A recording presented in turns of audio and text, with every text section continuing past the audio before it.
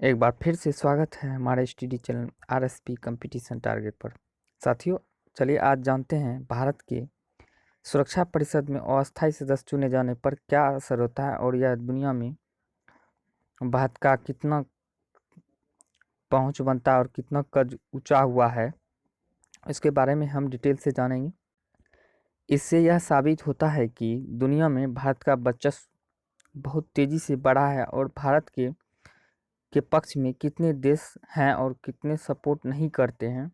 और ये अस्थायी सदस्य के बारे में भारत को कितना फ़ायदा है, यह हमारे लिए बहुत ही खुशी की बात है कि दुनिया में हमारे देश का कद धीरे धीरे ऊंचा हो रहा है और दुनिया में हमारे देश के प्रति बहुत ही प्यार बढ़ रहा है। चलिए इसे जानते हैं कि और इसे हम बेसिक से समझने का प्रयास करते हैं। चलिए, तो पहला नंबर सवाल है भारत के सुरक्षा परिषद में चुने जाने का मतलब क्या है और इससे क्या हासिल होता होगा। भारत के सुरक्षा परिषद में चुने जाने का मतलब क्या है और इससे क्या हासिल होगा। भारत को संयुक्त राष्ट्र संघ में सुरक्षा परिषद का अस्थायी सदस्य चुना गया है। ये काफ़ी असरदार स्थिति है, खासकर तब और भी ज़्यादा जबकि दुनिया के देश बड़े बहुमत के साथ आपको चुने कितनी असरदार होती है। अस्थायी सदस्य की स्थिति और इससे क्या हासिल होता है।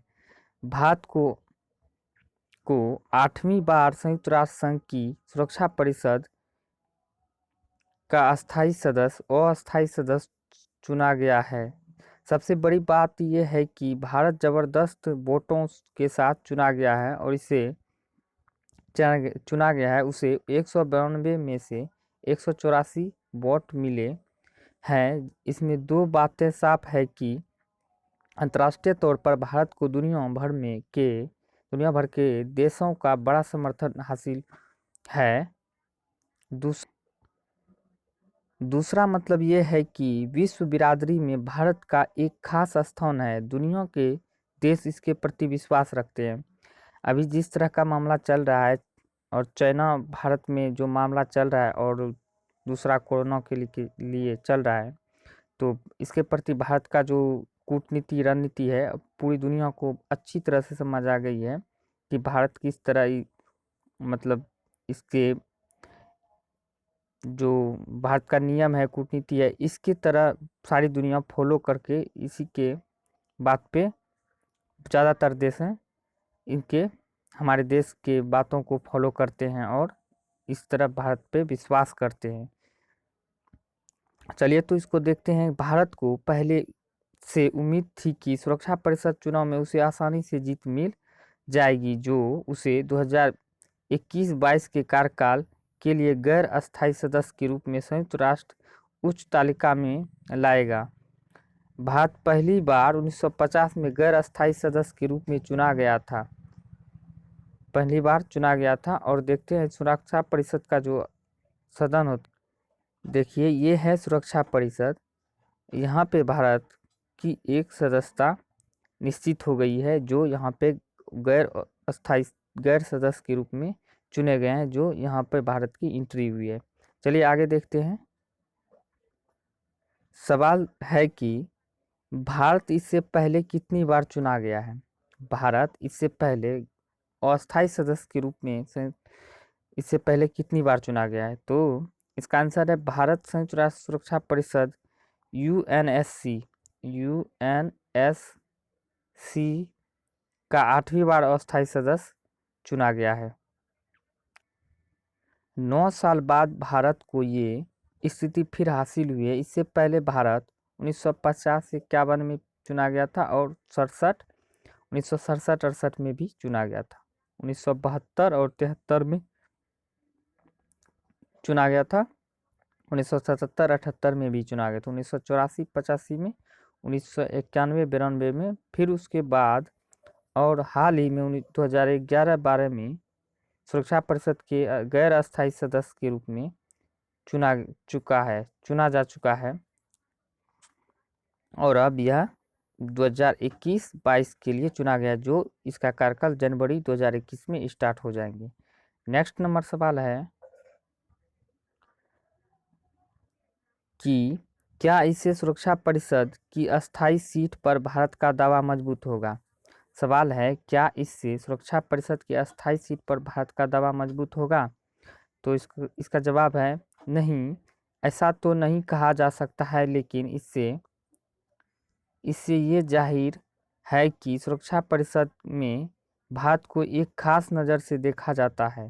दुनिया भर के देश इसकी ताकत और अहमियत पर विश्वास जाहिर करते हैं। बहुत कम देश ऐसे हैं जो इतनी बार सुरक्षा परिषद के गैर अस्थायी सदस्य बने हों। निश्चित तौर पर इतनी ज़्यादा बार गैर अस्थायी सदस्य बनकर भारत अस्थायी सीट के लिए भी अपना दावा और मजबूत ही कर रहा है अपना दावा। संयुक्त राष्ट्र संघ की सुरक्षा परिषद में चुने जाने का भी दुनिया में एक खास संकेत जाता है जो आपकी ताकत और बढ़ते रुतबे को दिखाता है, आपके ताकत और बढ़ते रुतबे को भी दिखाता है। नेक्स्ट नंबर सवाल है क्या इससे देशों का रुतबा बढ़ता जाता है? क्या इससे देशों का रुतबा बढ़ता जाता है? आंसर है निश्चित तौर पर जो सदस्य गैर अस्थायी सदस्य बनते हैं उन्हें एक खास नज़र से देखा जाता है। सुरक्षा परिषद की अहम बैठकों में वो सदस्यों के साथ स्वीकृत करते हैं। संयुक्त राष्ट्र संघ की सुरक्षा परिषद में 5 अस्थायी सदस्य हैं। वो 5 अस्थायी सदस्य कौन कौन से हैं? वो चीन है, यूएसए है, ब्रिटेन है, यूके, फ्रांस है और रूस है। ये 5 देश जो अस्थायी सदस्य हैं, लेकिन हर साल के लिए 10 गैर अस्थायी सदस्य क्षेत्रीय आधार पर चुने जाते हैं। सुरक्षा परिषद के लिए जाने वाले फैसलों में इन अस्थायी सदस्यों की भूमिका भी महत्वपूर्ण हो जाती है। एक खास ये भी होती है कि अस्थायी और अस्थायी सदस्य बारी बारी से 1 महीने के लिए परिषद के अध्यक्ष बनाए जाते हैं। नेक्स्ट नंबर सवाल है कि क्या अस्थायी अपने मामलों को ज़्यादातर असरदार तरीके से उठा पाते हैं? क्या अस्थायी अपने मामलों को ज़्यादातर असरदार तरीके से उठा पाते हैं? आंसर है अस्थायी सदस्य अपने मामलों को कहीं ज़्यादा असरदार तरीके से उठा सकते हैं। तमाम मुद्दों पर वोटिंग प्रक्रिया जब केवल सुरक्षा परिषद में होती है तो अस्थायी सदस्य देशों की भूमिका भी अहम होती है। उन्हें चुनने का उद्देश्य भी सुरक्षा परिषद में क्षेत्रीय संतुलन कायम करना है। कई देश तो सालों से वोट पाने के लिए मशक्कत करते रहते हैं, फिर भी उन्हें वोट मिल पाना बहुत ही मुश्किल हो जाता है। चलिए, तो नेक्स्ट नंबर सवाल है गैर अस्थायी देश किस तरह चुने जाते हैं? गैर अस्थायी देश किस तरह चुने जाते हैं? तो आंसर है इसमें अफ्रीकी और एशियाई देशों के लिए पाँच सीटें होती है। अफ्रीकी और एशियाई देशों के लिए 5 सीटें होती है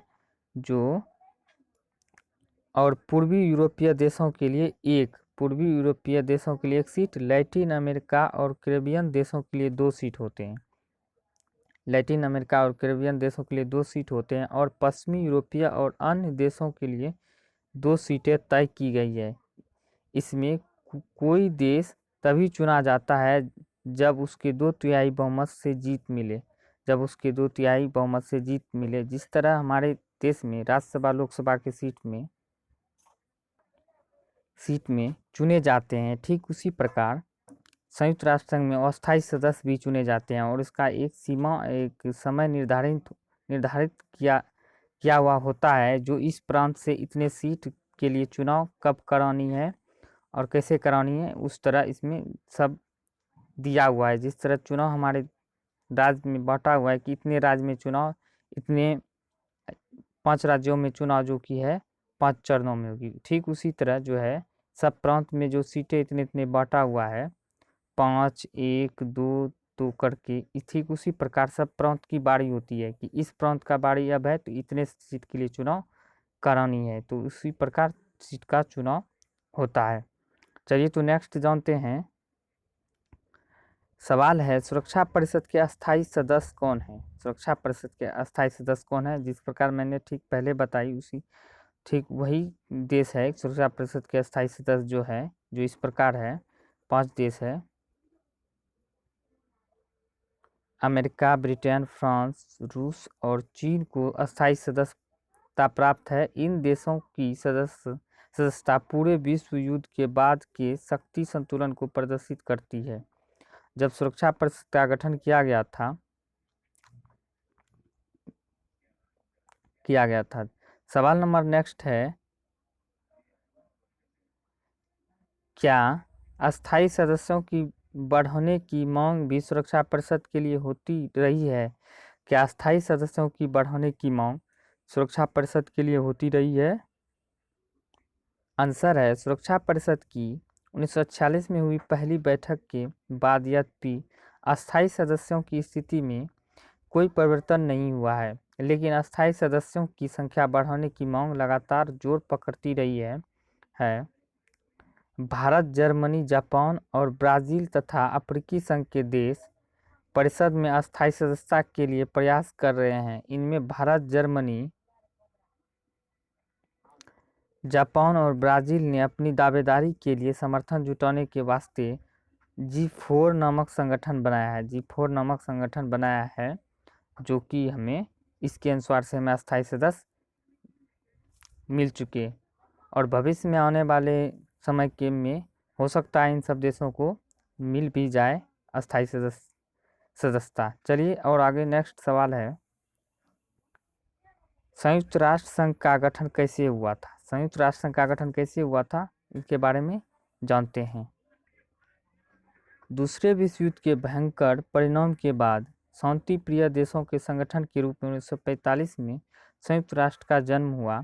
संयुक्त राष्ट्र संघ एक प्रमुख उद्देश्य आने वाली पीढ़ियों को युद्ध की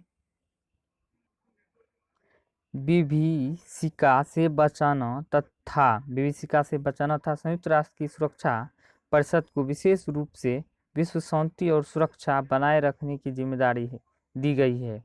सुरक्षा परिषद की पहली बैठक 1946 में हुई थी और सुरक्षा परिषद की स्थापना 24 अक्टूबर 1945 में हुआ था, जिसकी स्थापना दिवस हम 24 अक्टूबर को मनाते हैं। इसका कार्य है विश्व में शांति और सुरक्षा को कायम रखना। आई होप कि अभी सभी साथियों को अच्छे से बेसिक तरीके से चीज़ों को समझ आ गए होंगे, तो वीडियो को लाइक ज़रूर करें।